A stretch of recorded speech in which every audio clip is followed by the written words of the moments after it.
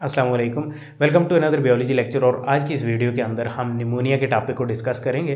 Pneumonia एक disease है, you might familiar about it. और इस डिजीज़ में क्या होता है कि जो आपके लंग्स होते हैं ना, उनमें एयर सैक्स प्रेजेंट होते हैं। उन एयर सैक्स को एल्वियोलाई कहा जाता है, आप जानते होंगे।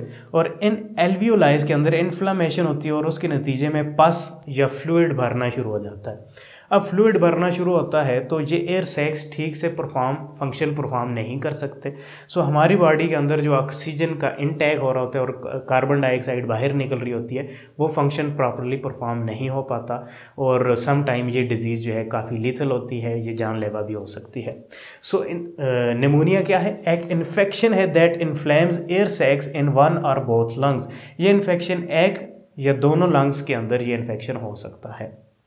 नॉर्मल मैकेनिज्म में क्या होता है, एयर आती है हमारे माउथ से, ट्रैकिया में जाती है, ट्रैकिया से जो है ब्रोंकाई में जाती है, ब्रोंकाई से ब्रोंकियोल्स में जाती है, ठीक है, ये ब्रोंकियोल्स आ गए, और इनसे सीधा एल्वियोलाई में जाती है एयर।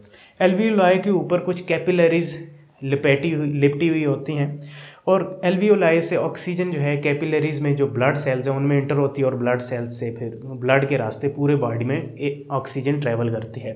और साथ ही साथ हमारी बॉडी से कार्बन डाइऑक्साइड भी कैपिलरीज के रास्ते एल्वियोलाई के ऊपर आती है, और कैपिलरीज से फिर एल्वियोलाई में कार्बन डाइऑक्साइड जाती है, और कार्बन डाइऑक्साइड फिर एल्वियोलाई से बॉडी से बाहर निकलती है। सो इस तरीके से हम सांस लेते हैं और निकालते हैं।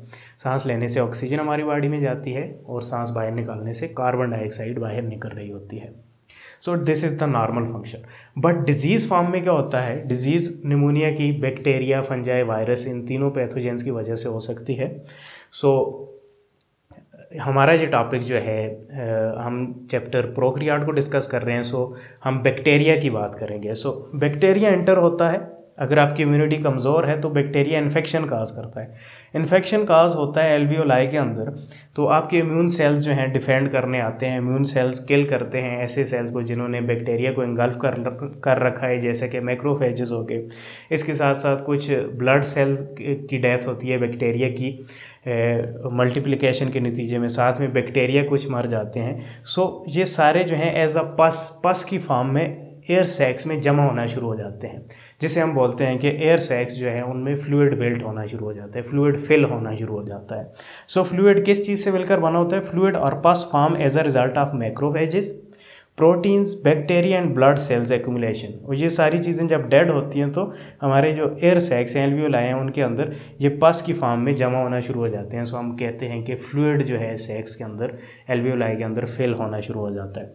It can be serious and life threatening disease. ये सीरियस और लाइफ थ्रेटनिंग डिजीज़ है। ओके, निमोनिया जो है ये बैक्टीरिया की वजह से काज हो सकता है। 30 टाइप के बैक्टीरिया ऐसे हैं जो निमोनिया की डिजीज़ काज करते हैं। ये वायरसेस की वजह से भी काज होती है ये डिजीज़, और फंजाई की वजह से भी ये डिजीज़ काज होती है। बट हम यहाँ पर बैक्टीरिया को डिस्कस करेंगे।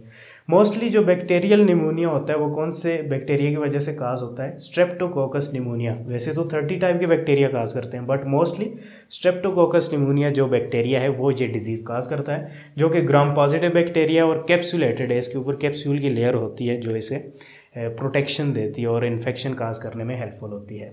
ट्रांसमिशन की तरफ चलते हैं, एक बंदे से दूसरे बंदे में ये डिजीज़ कैसे ट्रांसमिट होती है।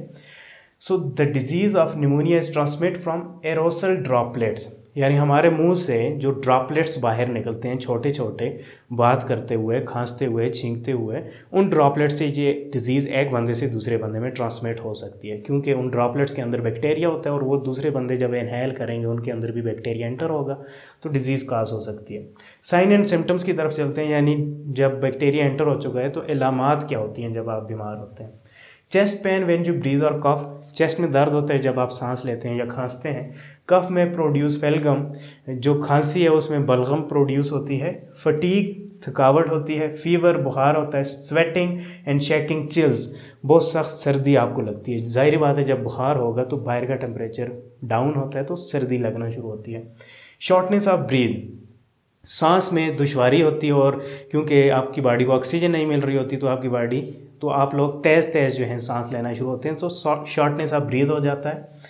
टाइप्स की बात करते हैं, ये तो साइन एंड सिम्टम्स आ गए। अब टाइप्स देखते हैं निमोनिया की कौन कौन सी टाइप्स हैं। कम्युनिटी एक्वायर्ड निमोनिया एक टाइप क्या है? कम्युनिटी एक्वायर्ड, जो आपको कम्युनिटी से निमोनिया एक्वायर्ड होती है, लगती है निमोनिया की डिजीज़, उसे कम्युनिटी एक्वायर्ड निमोनिया बोलते हैं। ये इतनी इतनी हार्मफुल नहीं होती है। एंटीबायोटिक्स या एंटी वायरल ड्रग्स हम लेंगे तो इससे आसानी से हम जान छुड़ा सकते हैं। हॉस्पिटल एक्वायर्ड निमोनिया ये सेकंड टाइप है, यानी हॉस्पिटल के एरिया से जब आप निमोनिया की डिजीज़ आपको लगती है उसे हॉस्पिटल एक्वायर्ड निमोनिया बोलते हैं। और हॉस्पिटल में आप जानते हैं जो बैक्टीरिया वायरसेस होते हैं वो क्या होते हैं, रेजिस्टेंट होते हैं एंटीबायोटिक के। सो ये ज़रा ज़्यादा ख़तरनाक है, इसके अगेंस्ट आपकी जो मेडिकेशन है वो अच्छे से काम नहीं कर पा रही होती।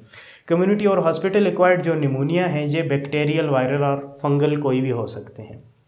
थर्ड जो टाइप है वो है एस्पायरेशन निमोनिया। एस्पायरेशन निमोनिया ऐसी निमोनिया की डिजीज़ है जिसमें आप सांस के रास्ते से कोई खुराक आपकी फेफड़ों में चली जाती है या पानी चला जाता है। जैसे आप खुराक खा रहे होते हैं, सांस के ज़रिए फेफड़ों में चली जाती है खुराक, तो वहाँ पर एक्यूमुलेशन ऑफ फ्लूइड बिल्ट होना शुरू हो जाती है। सो ये भी एक डिजीज़ है, बट ये कॉन्टेजियस नहीं है, एक शख्स से दूसरे को नहीं लगती क्योंकि ये वायरस बैक्टीरिया की वजह से नहीं है।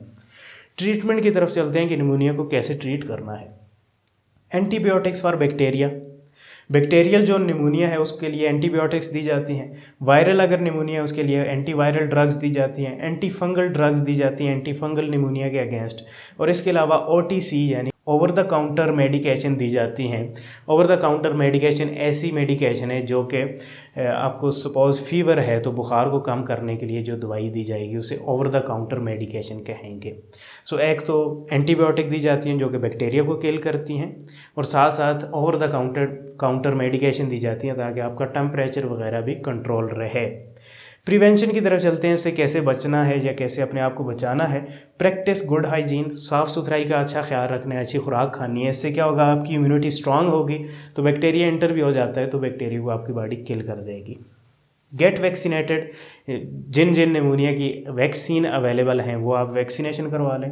डोंट स्मोक, स्मोक नहीं करें क्योंकि स्मोक के जो पार्टिकल्स हैं वो लंग्स में जाकर और ज़्यादा मुश्किलात का बायस बनते हैं। आइसोलेट निमोनिया पेशेंट, जो निमोनिया का पेशेंट हैं उन्हें आइसोलेट करें ताकि उनसे दूसरे लोगों को डिजीज़ ना लगे। Proper disposal of patient sputum, patient का जो स्पूटम है, जो बलगम है, जो थूक है, उसका प्रॉपर डिस्पोजल किया जाए ताकि उससे डिजीज़ स्प्रेड ना हो। Who are at higher risk, pneumonia किन लोगों को ज़्यादा लगती है।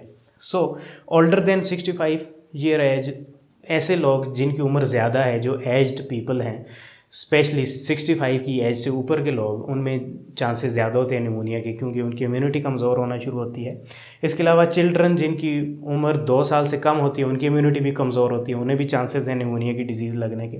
और इसके अलावा इम्यूनो कम्प्रोमाइज्ड पेशेंट, ऐसे बंदे जिनका इम्यून सिस्टम कमज़ोर है जैसा कि एड्स वाले मरीज़ हो गए, उनमें ये डिजीज़ लगने के चांसेस ज़्यादा होते हैं। So that's all for today lecture. Hopefully आपको मेरा ये लेक्चर समझ में आया होगा। नेक्स्ट लेक्चर तक के लिए मुझे इजाज़त दें। शुक्रिया, अल्लाह हाफ़िज़।